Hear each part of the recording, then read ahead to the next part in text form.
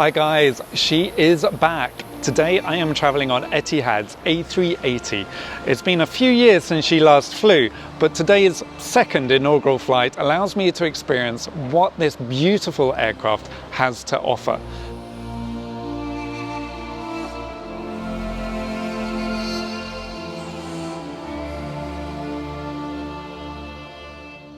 So Etihad's A380 hadn't actually been in service since 2020, and I think this was the first time I had flown from Terminal 4 at Heathrow since COVID, which meant today I was full of excitement.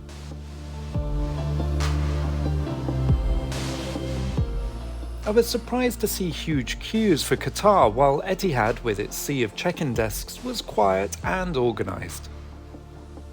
The airline was celebrating this inaugural flight with special banners and goodies the whole way through the journey, including here at the business class check-in. The check-in process itself was super quick, and you could see the team were excited for this launch.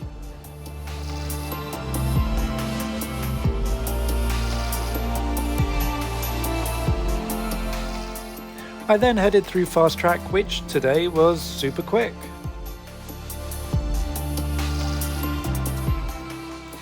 It was great to be back in Terminal 4, which has certainly seen some updates to make it feel more contemporary.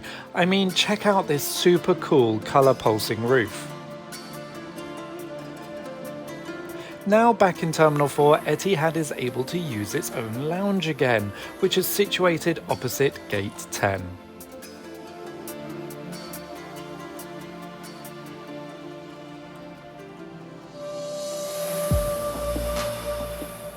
On entering the lounge, it was clear to see that the airline had refreshed the interiors, removing the orange and teal colours of past, instead opting for a smart palette of sandy and earthy tones. On one side is the main lounge area. On the other side is the airline's a la carte restaurant, and it's great to see that they offer table service still. For those wanting a self-serve approach, there is a good array of buffet items, while it's still possible to order a la carte options off the menu too. Being the launch day of the A380, there were these really cute branded cupcakes as well. What other way to celebrate than with a glass of rosé champagne?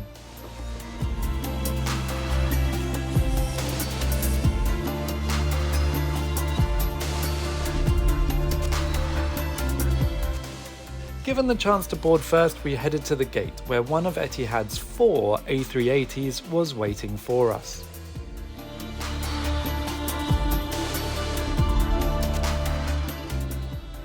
As we boarded, the memories of how magical this aircraft is to me came flooding back, having flown all 3 main classes over the years.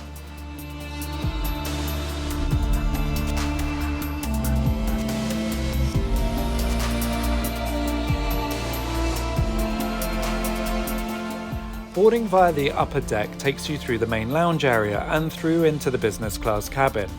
It's actually split into 2 cabins, featuring no less than 70 business studios.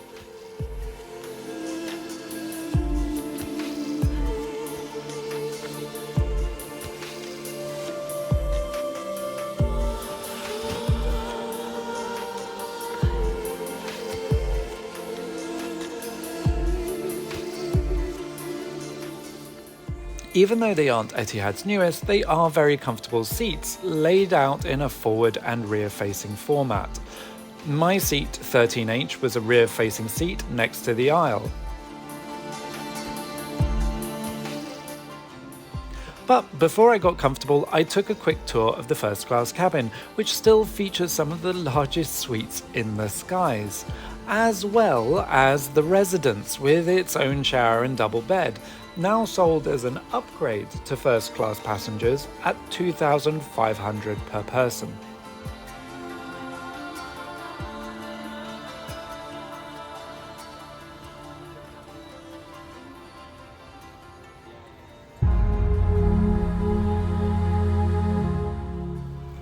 I was worried that the aircraft might be starting to show its age, but it was perfectly spotless, the toilet still looking as smart as the first day they flew.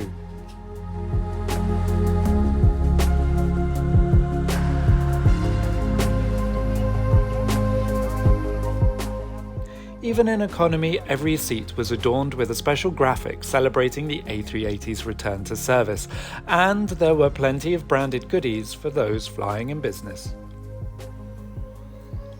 Settling into the seat, Etihad service kicked in straight away, being delivered a champagne and lemon and mint drink as soon as I sat down. That gave me a chance to explore all of the new amenities on offer. We reported last year that Etihad was partnering with Armani Casa to elevate its soft product and serviceware on board. We have to admit, the duvet, huge pillow and mattress topper were massive upgrades to their previous offering. The sumptuous mattress topper featured memory foam and a really cool graphic that popped over the top of the seat. As for amenity kits, the airline still has Aqua di Parma kits, which feature all the lavish luxuries.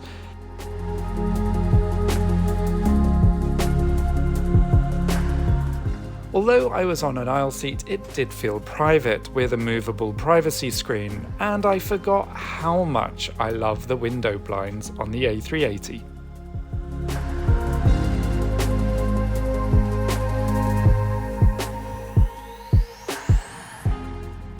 The branded headphones were really great quality. There were plenty of charging points too, although no USB-C. The IFE was packed full of content, including a wide range of content on Abu Dhabi.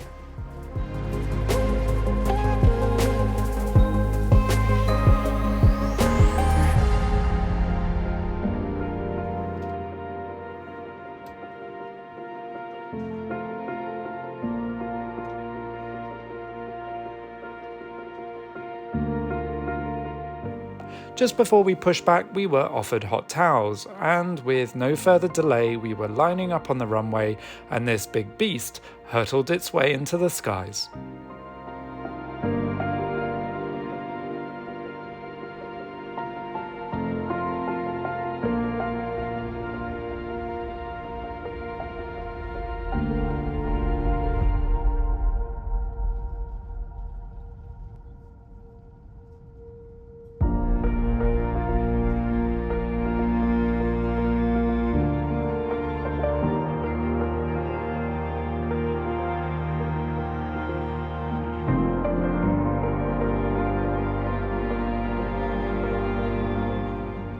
As we took off, it was time to get settled, and my pre-ordered after takeoff champagne was delivered with a very large portion of warm nuts.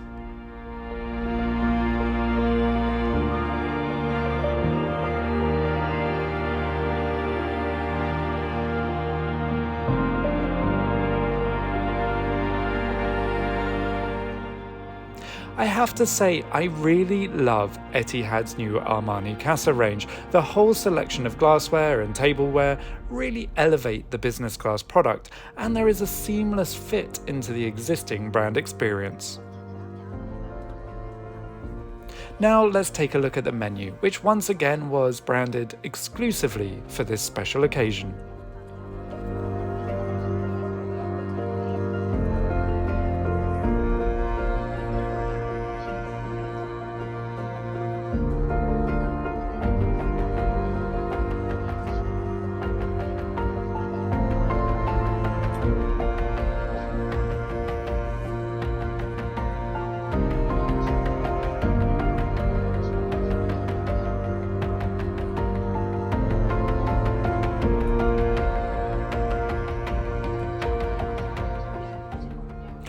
About an hour after service, I was delivered a tray. It was interesting to see that the table isn't set like other carriers, such as my recent flights on Virgin Atlantic or Qantas, but the end product was stunning.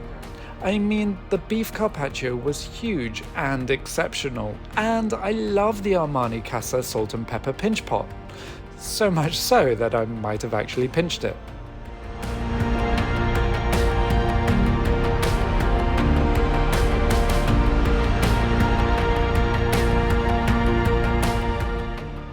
I then opted for the chicken, which reminded me of the excellent Sunday roasts I get at my local. It was really full of flavour and filling as well. I do love the fact that the service on Etihad means that drinks are poured at your seat.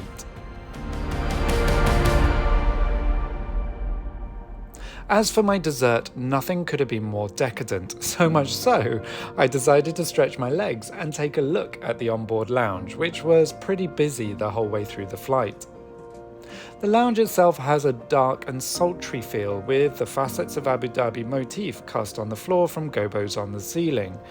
Unlike Emirates Bar, Etihad's space is a lot more intimate, but much more inviting than the one found on Qantas.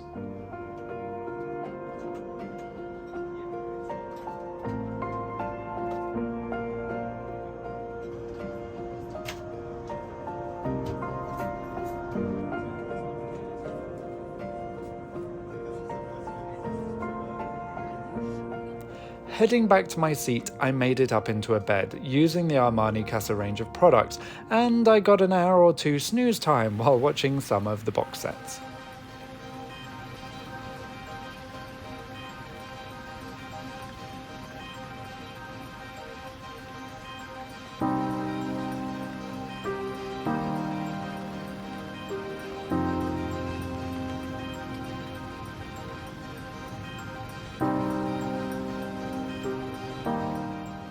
Sadly, London to Abu Dhabi just isn't long enough. At just over 6 hours, this meant about 90 minutes before landing, I was offered yet another hot towel, followed by crisps and a butterfly pea mocktail.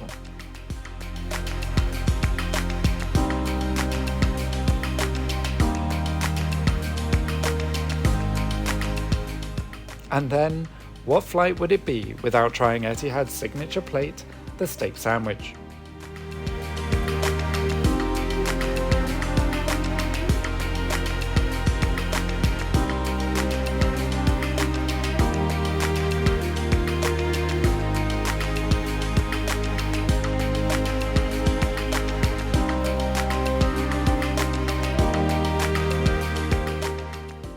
I really love the stirrer as part of the new tableware range, which represents a propeller.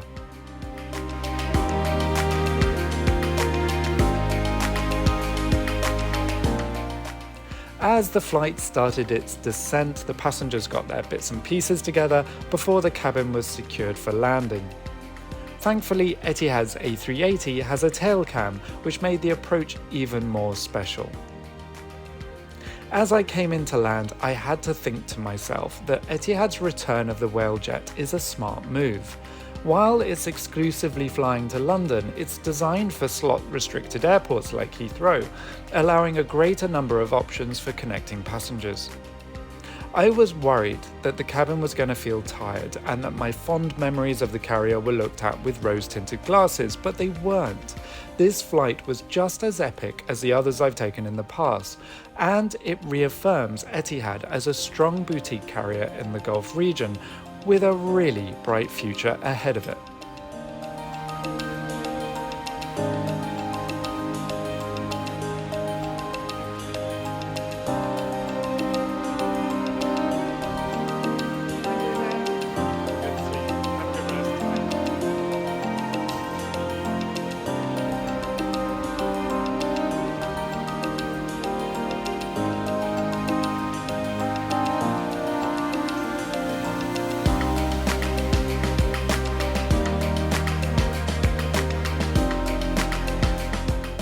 Let's also not forget that Etihad offers an arrivals lounge for those that are terminating their journey in Abu Dhabi, including chauffeur service.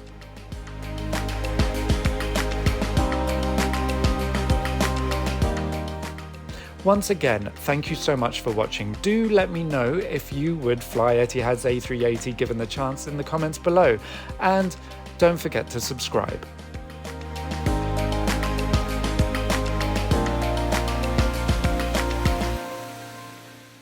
Safe flying.